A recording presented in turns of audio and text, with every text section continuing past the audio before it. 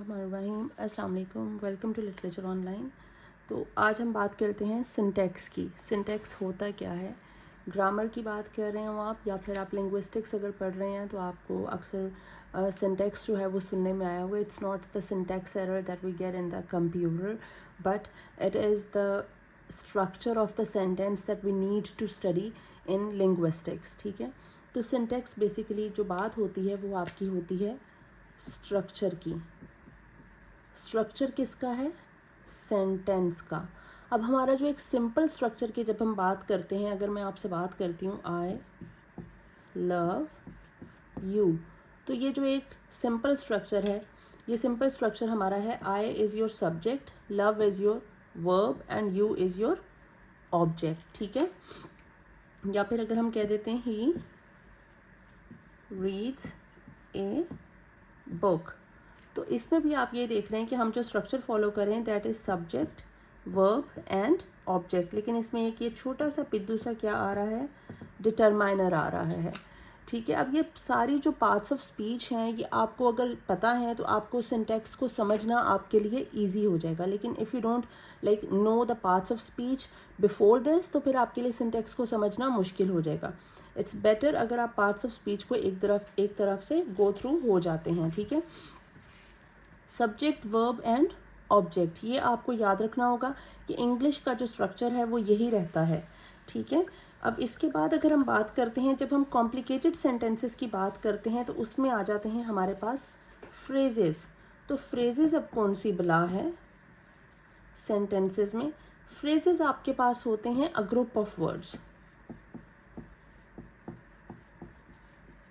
Group of words. इसमें subject object या किसी चीज़ का होना ज़रूरी नहीं है। Sometimes we have noun phrases, उसमें नाउन होता है, मतलब वो सब्जेक्ट के तौर पे भी हो सकता है या ऑब्जेक्ट के तौर पे भी हो सकता है।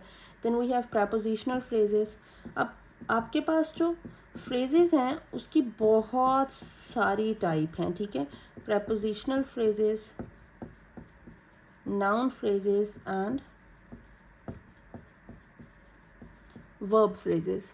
ठीक है, हम अगर इन तीन की ही बात करते हैं जो बहुत ज़्यादा मेन है और बहुत ज़्यादा इम्पॉर्टेंट हैं, तो भी हमें सेंटेंस स्ट्रक्चर को समझना, सिंटैक्स को समझना हमारे लिए इजी हो सकता है। तो उसके लिए सबसे पहले आपको पता होना चाहिए कि प्रपोजिशन क्या होती है।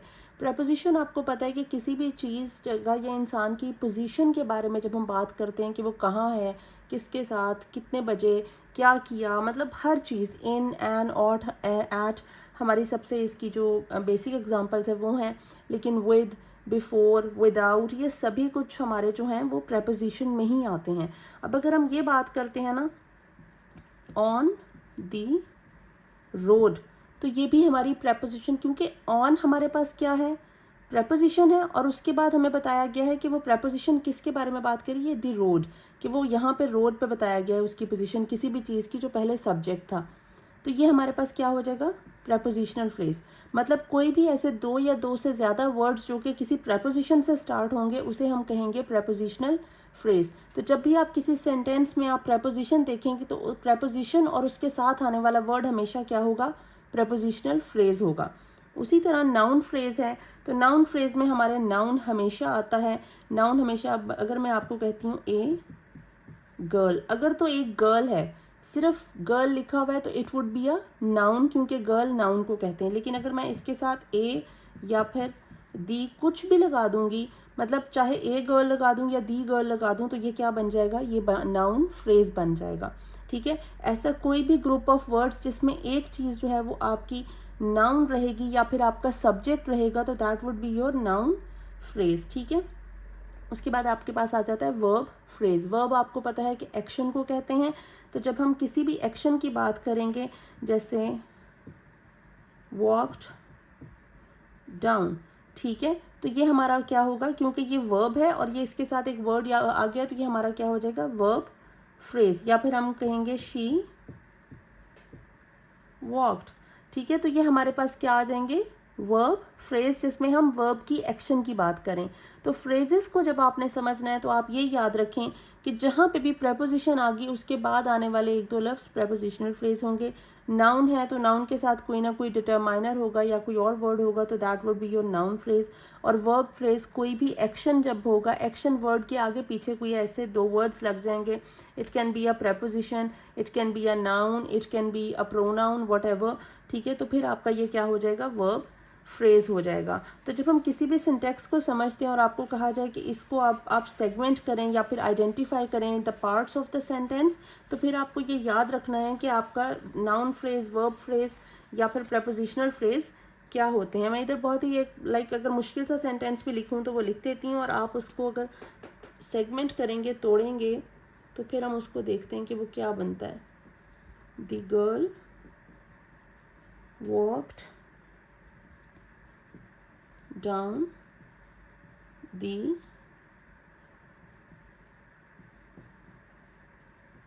street with a gun near the bank कर देते हैं, near the bank, ठीक है। अब जब हम इसको देखते हैं, the girl walked down the street with a gun near the bank, ठीक है, तो इसमें हमारे पास सब्जेक्ट क्या आ रहा है। सब्जेक्ट किसे कहते हैं, किसी भी ऐसी चीज़ को जो आपके क्या बना रहा है, जो काम कर रहा होता है, जो एक्शन कर रहा होता है। तो अगर मैं इसको इरेज कर देती हूँ और मैं इसका मेन पार्ट जो है वो ऊपर कर देती हूँ, तो आपके पास यहाँ पे सब्जेक्ट क्या है, एक्शन पूरा कौन कर रही है, ये द गर्ल कर रही है। तो ये गर्ल आपका क्या हो गया, ये आपके पास बन गया आपका नाउन फ्रेज, ठीक है।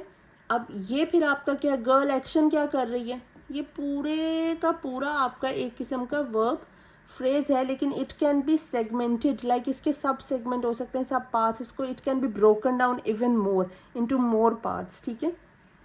So this is your noun phrase and this is your verb phrase that completes a whole sentence. अब इसमें अगर हम बात करते हैं तो नाउन फ्रेज में क्या क्या दो चीज़ें हैं। दी आपके पास क्या है, डिटरमाइनर है। गर्ल आपके पास क्या है, नाउन है। तो डिटरमाइनर और नाउन ने मिलकर क्या बना दिया, आपका नाउन फ्रेज बना दिया। अब यहाँ पे जब हम आते हैं तो हमारे पास कुछ मज़े की चीज़ है कि ये वॉक्ड आपका जो है ये आपका वर्ब फ्रेज है, वॉक्ड डाउन। बट ये वर्ब फ्रेज अगर हम इसको करते हैं तो उसके साथ ही ये जो डाउन द स्ट्रीट है ये आपका प्रेपोजिशनल फ्रेज भी बन रहा है। मतलब ये जो वर्ब फ्रेज है ये आपका मज़ीद सेगमेंट हो रहा है प्रेपोजिशनल फ्रेज में और वर्ब फ्रेज में, ठीक है। तो ये आपका क्या बन गया, वॉक्ड इज योर वर्ब बन गया, और डाउन द स्ट्रीट आपका क्या बन गया, प्रेपोजिशनल फ्रेज बन गया, and this is your preposition. अब अगर हम इसको करते हैं, if this is preposition, the is your determiner and street is your noun, ठीक है। अब यहाँ पे अगर हम फिर दोबारा से आ जाते हैं तो विद ए गन आपके पास आ जाता है। विद आपके पास क्या होती है, विद इज योर प्रपोजिशन, ठीक है। तो विद अ गन क्या हुआ, ये अगेन एक प्रपोजिशनल फ्रेज हुआ। नियर द बैंक, नियर क्या है, प्रपोजिशन, तो नियर द बैंक अगेन एक प्रपोजिशनल फ्रेज हुआ। मतलब ये जो पूरा वर्ब फ्रेज है ये मज़ीद सेगमेंट हुए जा रहा है, ब्रेक हुए जा रहा है डिफरेंट प्रपोजिशनल फ्रेजेस में। तो ये विद आपके पास क्या हो गया, प्रपोजिशन, ए आपके पास क्या है, determiner, and gun is your noun, ठीक है। नियर आपके पास क्या है, प्रपोजिशन, दी आपके पास क्या है, डिटरमाइनर, एंड बैंक आपके पास क्या है, नाउन। अगेन मतलब देखें ये एक नाउन फ्रेज और एक वर्ब फ्रेज था, लेकिन वर्ब फ्रेज में हमारे पास डिफरेंट प्रपोजिशंस आ रही हैं। अब हमारे पास फिर बनता है कि इनको कितनी दफ़ा मज़ीद ब्रेक किया जा सकता है। तो walked down the street, verb phrase and verb phrase again into verb phrase and preposition phrase. I hope कि आपको ये समझ आ रही है, ये कुछ अजीब सा मिक्सअप सा हो गया, but this is how you get it. This is a prepositional phrase, इसको भी मैं यहाँ से कर देती हूँ, तो this would be an also a prepositional phrase, ठीक है। This is a prepositional phrase and this is your verb phrase, ठीक है। तो इस तरह से अगर आप इसे समझें कि आपको सिर्फ ये पता होना चाहिए कि प्रपोजिशन क्या है, वर्ब क्या है और नाउन क्या है, ठीक है। और उसके बाद आप उसको फ्रेज क्या कह रहे हैं, फ्रेज होती क्या भला है। अगर हम एक और छोटा सेंटेंस लें तो that would be the small boy saw George the small boy saw George with a dog। अब यहाँ पे अगर आप मुझे बताएं कि यहाँ पे हमारे पास सब्जेक्ट क्या है, हमारे पास नाउन फ्रेज क्या है, हम इसको कितने फ्रेजेस में डिवाइड कर सकते हैं। तो देखें आपके पास दी स्मॉल बॉय, पूरा एक्शन कौन कर रहा है, ये स्मॉल बॉय कर रहा है। So this small boy is your noun phrase.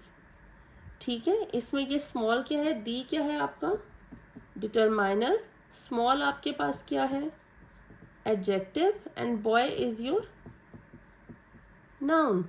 ठीक है, तो आपके पास एक जो नाउन फ्रेज है वो कैसे बना, एक डिटरमाइनर और एक एडजेक्टिव लगाकर। यहाँ पर हमने एडजेक्टिव नहीं लगाया था तो भी ये नाउन फ्रेज था। If we add an adjective into it तो तब भी ये नाउन फ्रेज ही है, क्योंकि इस नाउन को एक्सप्लेन कर रहे हैं, ये जो पीछे वाले हैं ये इसी नाउन को एक्सपैंड कर रहे हैं। So this is basically an expanded noun phrase. अगर हम यहाँ पे बात करते हैं तो ये पूरा सेंटेंस क्या है, क्योंकि ये सॉ, ये एक एक्शन की बात करे, saw George with a dog, George को एक डॉग के साथ देखा है। तो ये पूरा आपके पास क्या है, वर्ब फ्रेज है, पूरा एक्शन को आपके कर रहा है। इसे मैं यहाँ लिख भी देती हूँ, वर्ब फ्रेज। अब वर्ब फ्रेज आपका क्या होगा, ये अगर आपका सॉ जॉर्ज जो है, अगर हम इसको मज़ीद सेगमेंट करते हैं तो ये अकेला एक अपना वर्ब फ्रेज है, और ये विद अ डॉग जो है ये वर्ब फ्रेज मज़ीद ब्रेक डाउन हो रहा है, इसमें ये आपका प्रेपोजिशनल फ्रेज बन रहा है। क्यों बन रहा है, क्योंकि ये जो सॉ जॉर्ज है, सॉ आपके पास क्या है एक्शन है, दिस इज़ योर वर्ब, और जॉर्ज आपके पास क्या है, जॉर्ज आपके पास नाउन है। ठीक है, तो ये एक वर्ब फ्रेज, दो लफ्ज़ जब आपस में मिले तो ये तो फ्रेज बन नहीं गया, ये अकेला वर्ब फ्रेज हो गया। लेकिन यहाँ पे विद अ डॉग ये क्या हो रहा है, ये एक प्रेपोजिशन है, विद इज़ अ प्रेपोजिशन। तो ये जब प्रेपोजिशन से स्टार्ट हुआ, मैंने आपको बताया कि प्रेपोजिशन और उसके बाद आने वाले जो एक दो लफ्ज़ होंगे वो आपके प्रेपोजिशनल फ्रेज कहलाएंगे। तो यहाँ पे जो विद है आपका, ये आपकी प्रेपोजिशन है, ए आपका डिटरमाइनर है, और डॉग आपका नाउन है। तो ये आपका क्या बना, प्रेपोजिशनल फ्रेज, जिसमें एक प्रेपोजिशन है, एक डिटरमाइनर है और एक नाउन है, विद ए डॉग, एक डॉगी के साथ। इस तरह से आप लोग मतलब कोई भी preposition, it can be without, it can be with, it can be for, it can near, it can be in, an, at, of, OFF of भी हो सकता है। ठीक है, तो कुछ भी होता है आपका तो वो that would be your prepositional phrase. बस याद रखें कि नाउन क्या है, वर्ब क्या है और प्रेपोजिशन क्या है। अगर आप इन तीन चीज़ों को समझ जाते हैं तो it would be like easy for you to understand the structure of the sentence and to break it down into different phrases. ठीक है, आई होप ये आपको समझ आ गई होगी। If you have any more questions you can ask me. Thank you so much.